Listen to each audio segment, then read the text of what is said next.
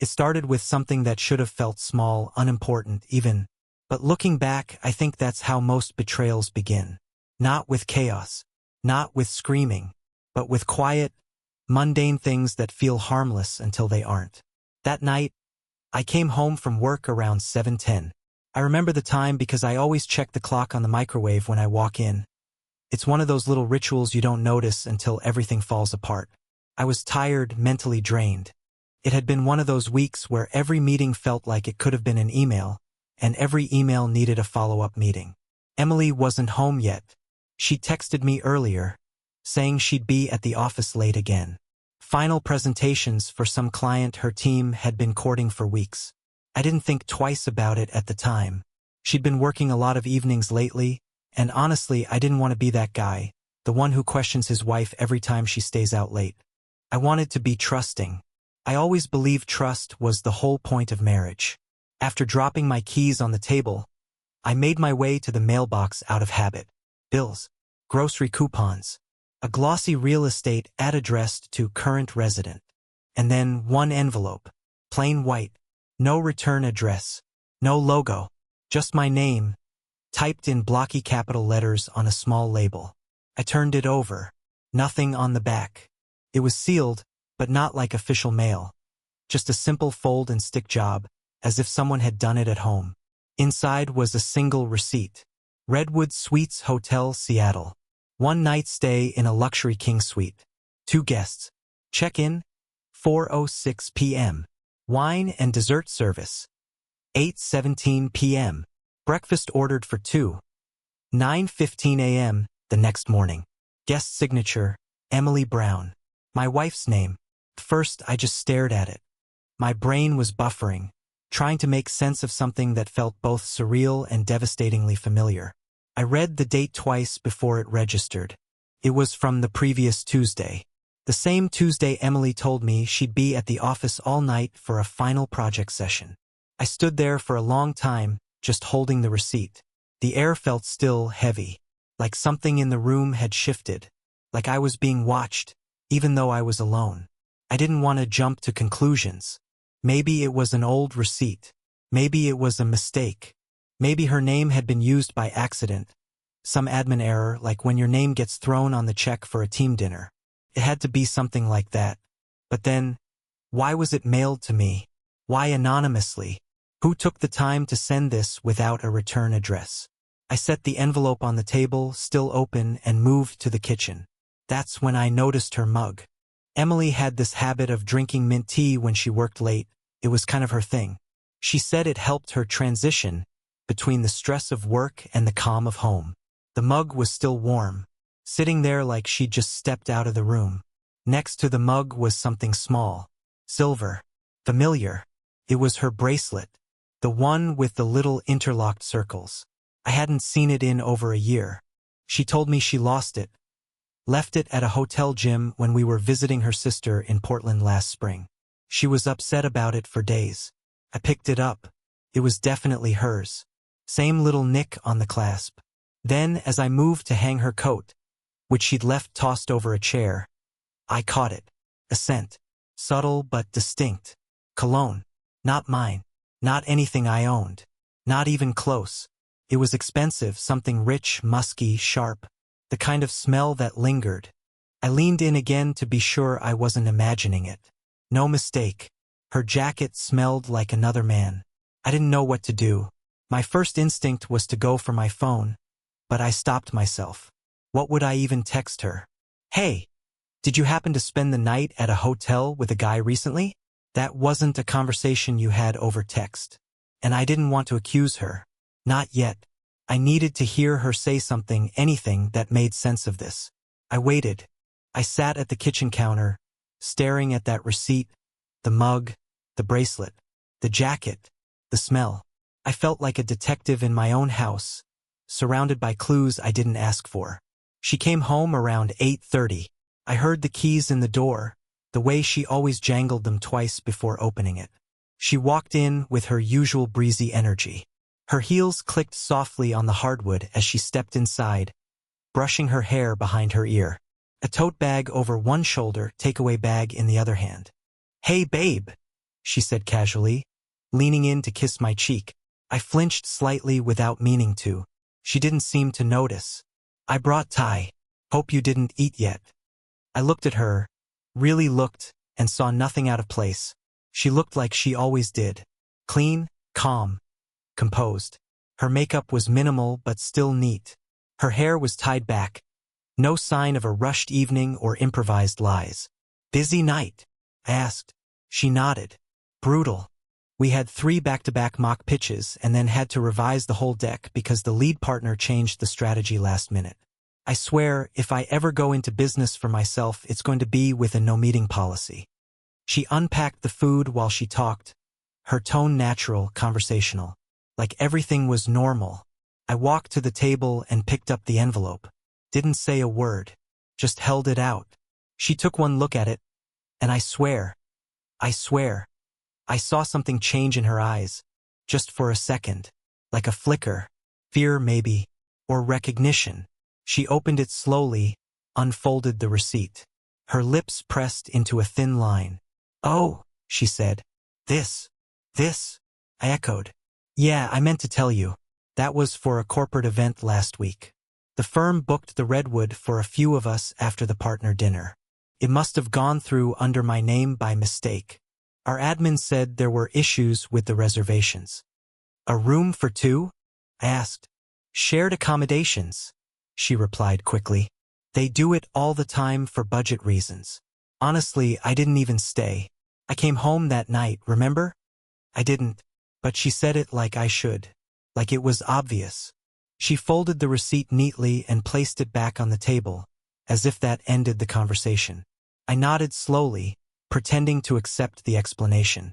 But something didn't sit right. It wasn't what she said, it was how easily she said it. Like she'd practiced. Like she already knew the receipt might show up. She glanced at her jacket, still hanging over the chair. Oh, you didn't hang that up? She asked, casually walking over to grab it. I watched her fingers pause ever so briefly near the collar. Then she sniffed, like something had caught her nose. Her eyes flicked to me briefly. Ugh, that cab smelled like a cologne factory, she muttered, half laughing. I'm gonna toss this in the wash. She disappeared down the hall. And just like that, the subject was gone. Cleaned up, filed away. Except it wasn't. Not for me.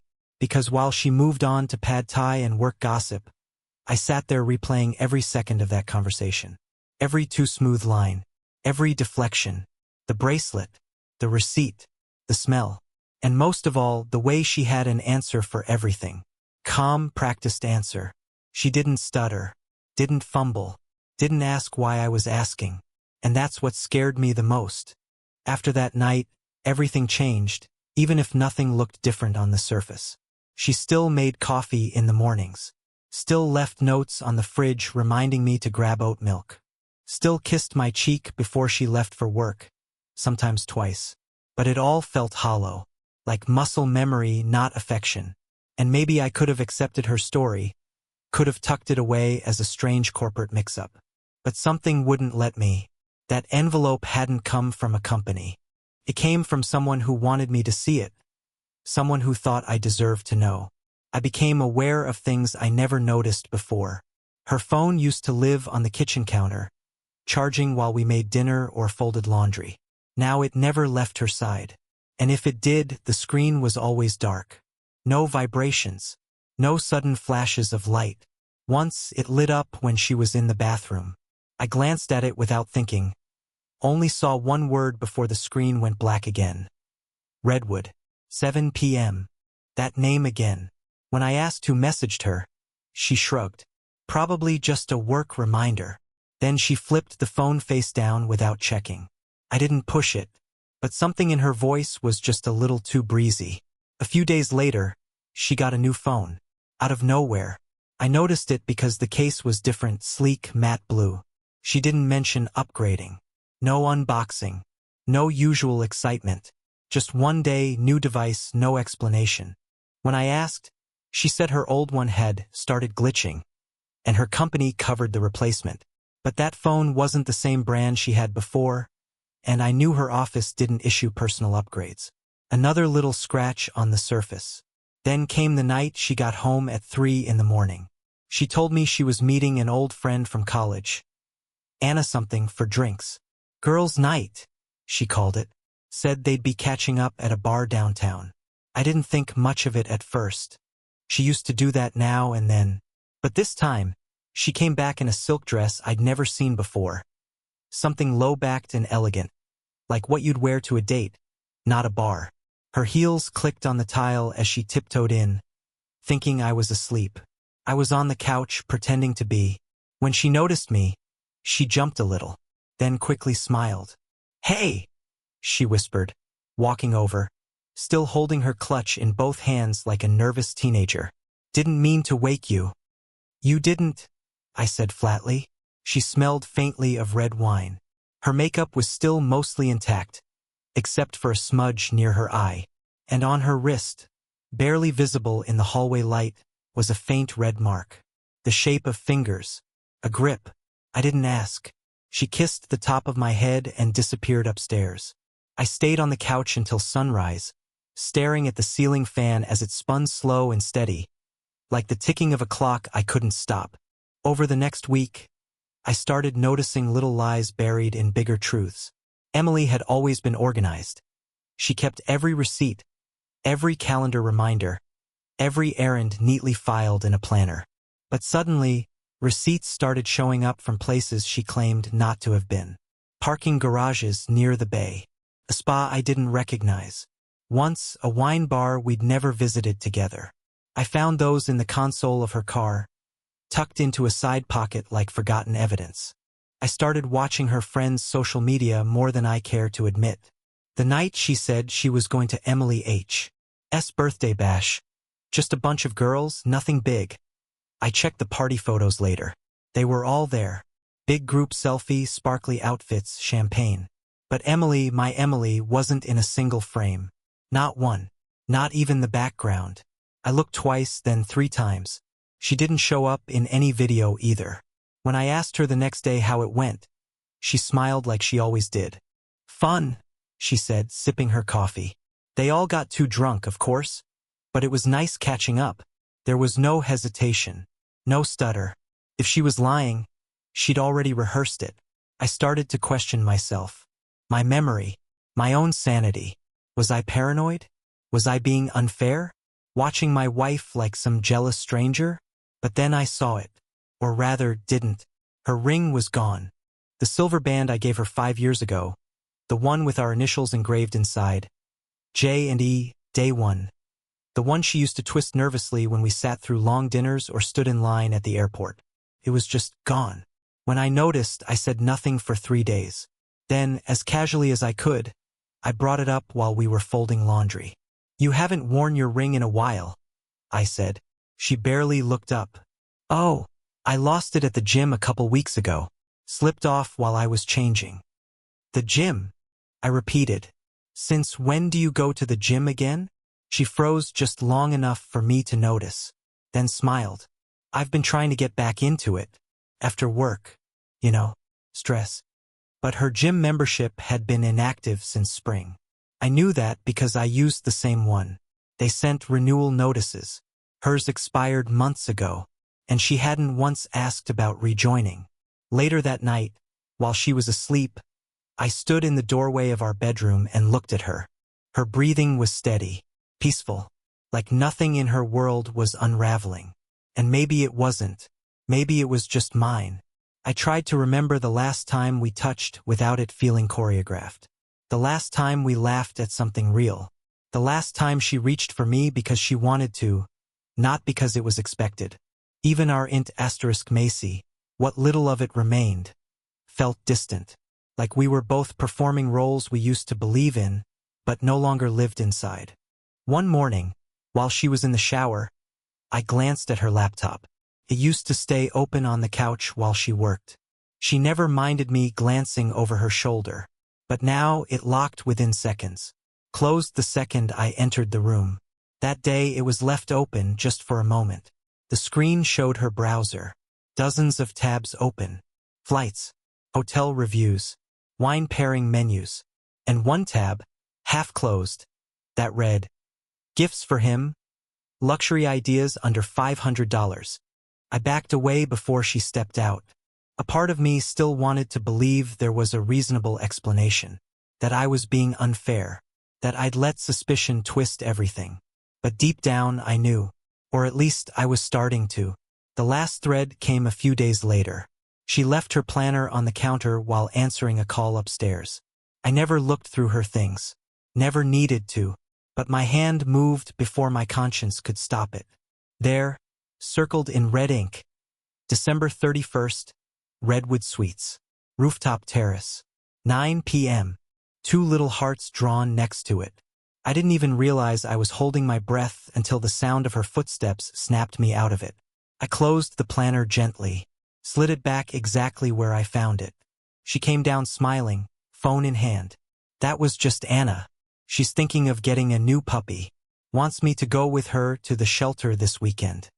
I nodded, said nothing. She kissed my cheek and went to change. And I stood there, staring at the counter like it might tell me what to do. Because it was all adding up now. And I didn't like the picture it was painting. New Year's Eve was always our holiday. Even before we got married, it was kind of our thing. While other couples made a big deal out of Christmas or Valentine's, for us it was December 31st. We had this tradition. Dress up, stay in, cook dinner together, open a bottle of champagne just before midnight, and write a note to each other for the coming year. Sometimes they were cheesy, other times deep, but they always ended with some version of, "Let's make this our best year yet." This time I had the note already written. At least I had planned to write it. I even picked out the card matte black with gold trim. Still blank, sitting in a drawer under the coffee filters. I was going to write, "Let's start over," and mean it, because despite everything, despite the lies, the distance, the bracelet, the missing ring, some part of me wanted to believe it could all still be saved, or at least understood. She told me that morning she wouldn't be home. "Girls' night," she said over coffee. "Anna's throwing a little rooftop party with some people from work. Wine, karaoke, nothing major." I nodded like it didn't bother me, told her to have fun. She kissed my cheek and thanked me for not being weird about it. Then she left, wearing the black dress I bought her last year for our anniversary. The one I remembered her saying made her feel elegant, but not like she was trying too hard. The apartment was quiet after that. I turned on music to fill the silence, but even that felt too loud. So I cooked anyway. Ribeye, her favorite, roasted garlic potatoes, green beans with lemon zest. I set the table, lit candles, chilled the champagne, and waited. Part of me knew she wouldn't walk through that door. But another part, the foolish part, kept listening for the sound of her heels in the hallway. At 8:17 p.m., I checked our shared location app. We had enabled it during our first trip abroad years ago for safety. Never turned it off. Her dot wasn't at Anna's apartment. It was at the Redwood Suites Hotel. Same as the receipt. Same as the planner note. Same as the cologne on her coat. For 5 full minutes I just stared at the screen. She was there. Not maybe. Not possibly. Not sort of. There. No friends. No karaoke. Just her. And whoever the second guest was. I don't know what made me grab my keys. I wasn't even angry. I wasn't about to confront her or demand answers. That wasn't what this was about anymore. I just needed to see it with my own eyes. I drove without music, without heat, barely noticing the cold air scraping across my cheeks through the cracked window. The roads were quiet, most people already wherever they planned to count down the end of the year. I pulled into a side street across from the hotel and parked beneath a tree. The Redwood Suites stood tall, elegant, glowing from the inside. The top floor shimmered with string lights and flashes of gold. Clearly the rooftop was hosting some kind of private celebration.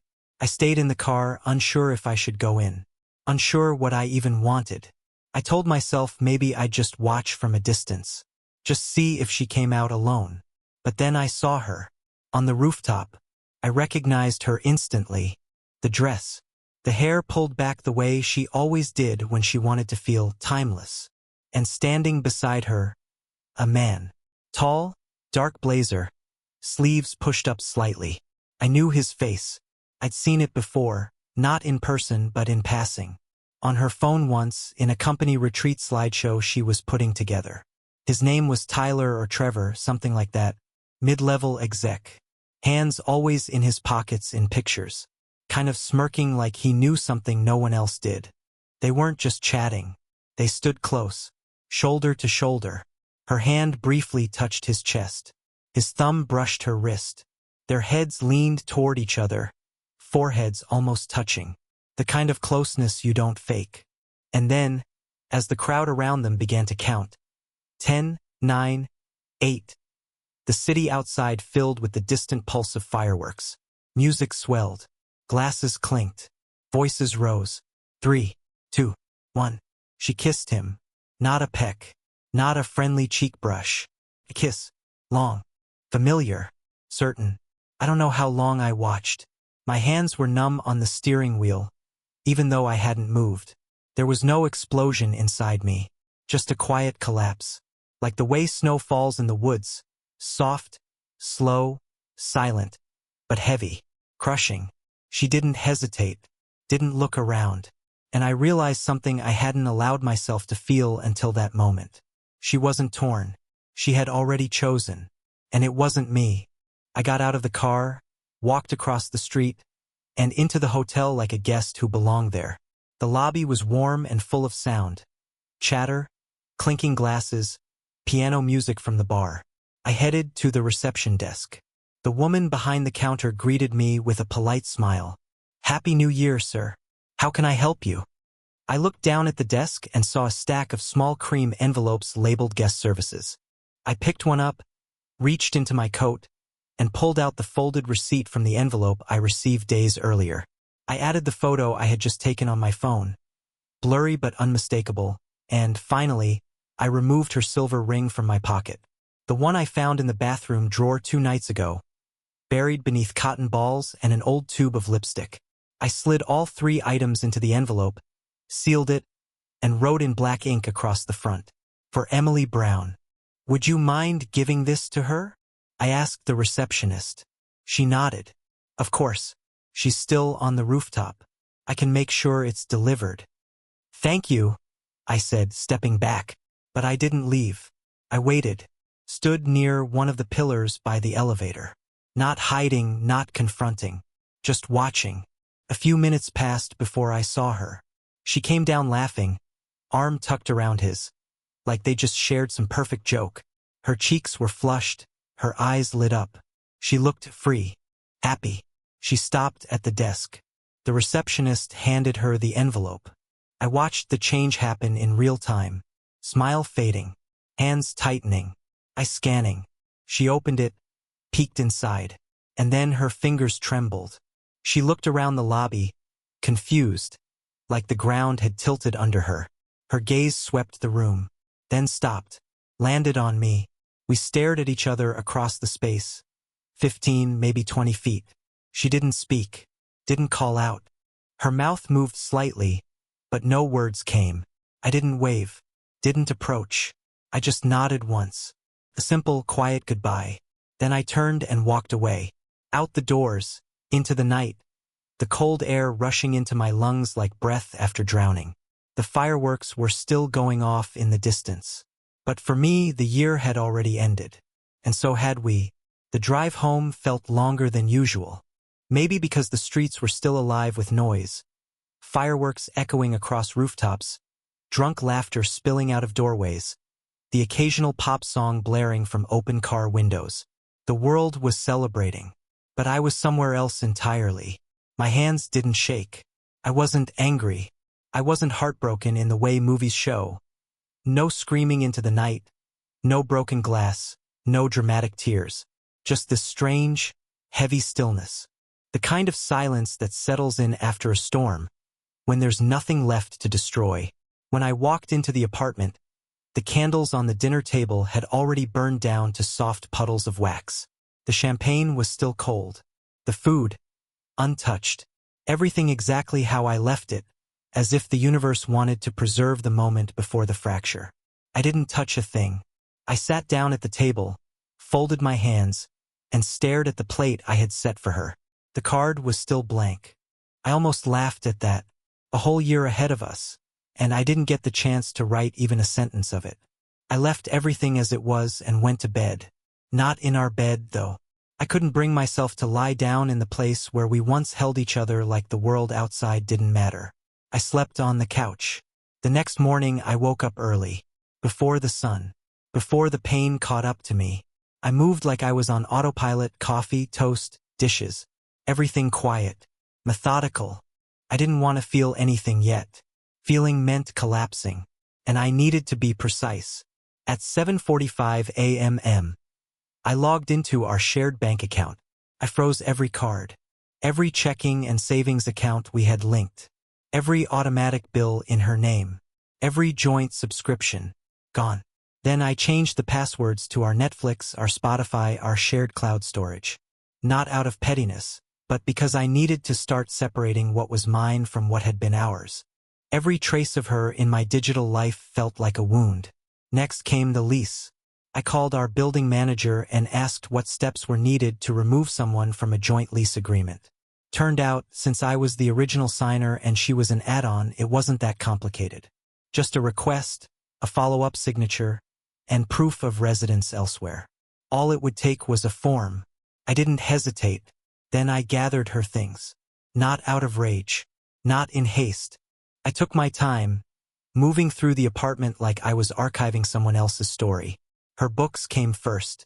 She had this habit of folding page corners instead of using bookmarks, and every time I picked up one of her paperbacks, I noticed the little bends. Silent evidence of where she'd paused in someone else's words. I packed them all neatly into a cardboard box. Then came her clothes. I didn't rifle through them or smell them like some heartbroken cliché. I folded them, each one carefully. Shirts, dresses, sweaters I remembered seeing on chilly mornings when we drink coffee on the balcony. Her toiletries, her scarf hanging on the coat rack. The cracked mug with the constellation pattern she always used for tea. All of it went into boxes organized by room. Not because I was trying to make a point, but because I wanted her gone, and I wanted to do it with dignity. No revenge. No drama. Just closure. There was only one thing I kept. A photo. It wasn't framed. Just one of those instant prints we took in a photo booth at the state fair 2 summers ago. She was laughing in it. Not smiling, laughing. Head thrown back, eyes squinting, cheeks flushed from the sun. That version of her felt 1,000 miles away. I stared at it for a long time. Then I put it in the last box. She didn't come home that day. I don't know if she expected me to be waiting with open arms. Or if she thought I'd yell. Or demand an explanation. Maybe she thought I'd be crying. But I wasn't any of those things. I was done. At 5:23 p.m. I sent her a message. Your things are boxed. Come when you're ready. Let me know if you want me to leave them with the front desk. No reply. At 8:04 p.m. I received a message back. Can we please talk first? I didn't know you'd find out like this. There it was. No denial. No apology. Just damage control. I didn't answer. Instead, I turned off my phone and took a walk. It was cold, but I needed air. My feet carried me down familiar streets, past the park where we used to walk on Sundays, past the bakery she loved but hadn't mentioned in months. The world looked the same, but I didn't. When I came home, there was a long message waiting on my phone. She hadn't tried to call, just a text. A wall of text. Long enough to scroll, but not long enough to make anything right. She said it wasn't serious. She said she didn't mean to hurt me. She said it was a mistake. But nothing about it sounded like regret. Only fear of consequence. I didn't respond. The next morning, I went into our shared closet and pulled out one last thing. The storage box we kept at the very back. Inside were all our someday items. Old photo albums. A list of baby names we made on a napkin once when we were tipsy. A dried flower from her wedding bouquet. I went through it all. And then I closed the lid and sealed it shut. Not because I hated her. Not because I was angry. But because I needed to remind myself. That version of us no longer exists. I left her boxes by the door. Labeled each one. Bedroom. Bathroom. Books. Kitchen. Keepsakes. She came 2 days later. I was home. I didn't hide. She knocked softly and let herself in using her key. When she saw the boxes lined up in the hallway, her eyes welled up immediately. I stood at the kitchen counter. She looked at me, lips parted, searching for something to say. "I didn't expect you to do all this so fast," she said. "You expected me to wait," I said, not a question. She nodded faintly. "I didn't know what to expect. I didn't offer to help carry the boxes. I didn't offer tea, or comfort, or closure. I just stood there as she took piece by piece of her old life and walked it out the door." On her third trip, she paused. Set down a box labeled Keepsakes. "I still love you, you know," she said, eyes red. I didn't flinch. "You made your choice." She opened her mouth to argue, but there was nothing left to defend. We both knew it. She picked up the final box, turned toward the door, and then stopped one last time. "I don't know how to say goodbye," she whispered. I met her eyes. "You already did. You just didn't say it with words." She nodded slowly, almost imperceptibly. Then she left. Just like that, it was done. No slamming doors. No tears on my end. No lingering hugs. Just the sound of cardboard scraping against wood, and the quiet click of the door closing behind her. I locked it. Then I took a deep breath and stood in the hallway, alone, for the first time in years. And despite everything, despite the hollow ache in my chest, I felt something I hadn't in weeks. Not anger, not sadness. Relief. I didn't hear from her for a few days after she picked up her things. No calls, no texts, no late-night guilt messages. Just silence. And in that silence, I found something I hadn't felt in a long time: control. Not over her, not over the past, but over myself, my decisions, my space, my future. The apartment was emptier without her, obviously, but it didn't feel lonely. Felt clean, unburdened. Her absence didn't echo, it released something. The tension, the doubt, the second-guessing. All of it was gone. I started to reclaim the space one room at a time. Her desk in the corner of the living room? Gone. The collection of throw pillows she insisted we needed, the ones I always moved just to sit down? Packed and dropped off at a donation center. The art print in the hallway that never felt like us, but that she swore balanced the energy?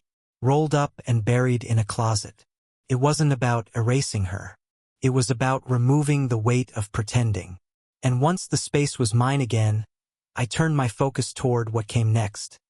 Something I had been holding back on.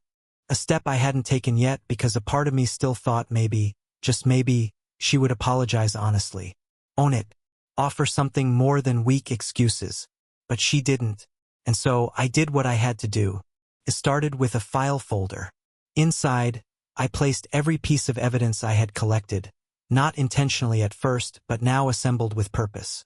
The original receipt from the envelope. The parking garage stubs with matching timestamps. The screensh *TS of her location history on New Year's Eve. The planner page with the redwood rooftop circled.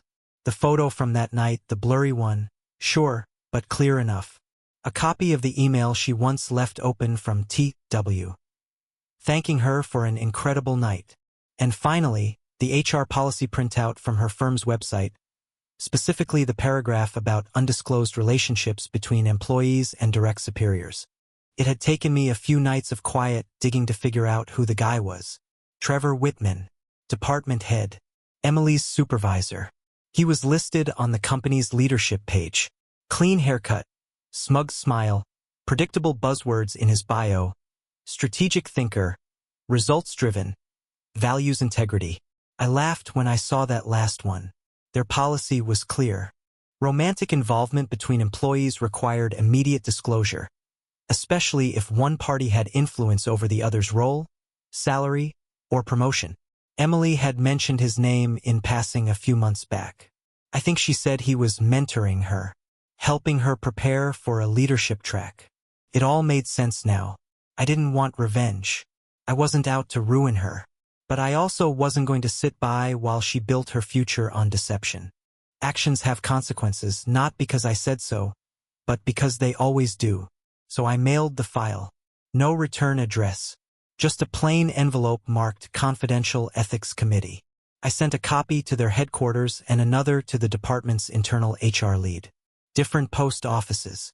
Different handwriting. Just in case. I never expected a reply. And I didn't need one. All I wanted was for the truth to be undeniable, not just to me, but to the system she thought she could manipulate without fallout. A week passed. Then another. And then, one morning, I woke up to a text from a number I didn't recognize. It was short. Just 3 words. You did this. No name. No punctuation. I stared at it for a moment, then deleted it. Didn't even bother blocking the number. Let it scream into the void. Later that day, a friend of mine, someone who used to work at the same firm, reached out. We weren't close, but we'd crossed paths enough for him to feel comfortable sharing. Hey man, just thought you should know. Some drama blew up at Emily's company. I didn't ask. I just waited. Her and her boss, they're both gone. Terminated. Whole ethics review thing. Apparently someone submitted evidence anonymously. It's going around quietly. People are shocked, but not that shocked. I thanked him. Then I muted the chat. I didn't smile. I didn't feel victorious. Just still. A week later, I passed by a coffee shop near her old office on my way to run errands. Through the window, I saw her sitting alone, staring into her phone like it might offer a way to turn back time. She looked tired. Not in a pitying way, just real. The professional sheen was gone. The posture. The pretend perfection. She didn't see me. I didn't go inside. That night, I finally deleted the shared photo album from my phone. It was long overdue. She never admitted it, not fully. But after the firings, her silence said everything.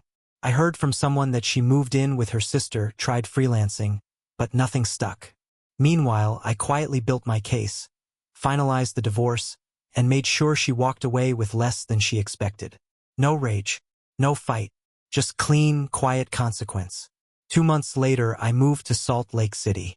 New job, new walls, no ghosts. I started running again. Slept through the night, rearranged everything. The silence wasn't empty anymore. It was peaceful. No more checking her location, no more waiting up. From the rooftop kiss to the final box, it all led here. Not revenge. Not triumph. Just closure.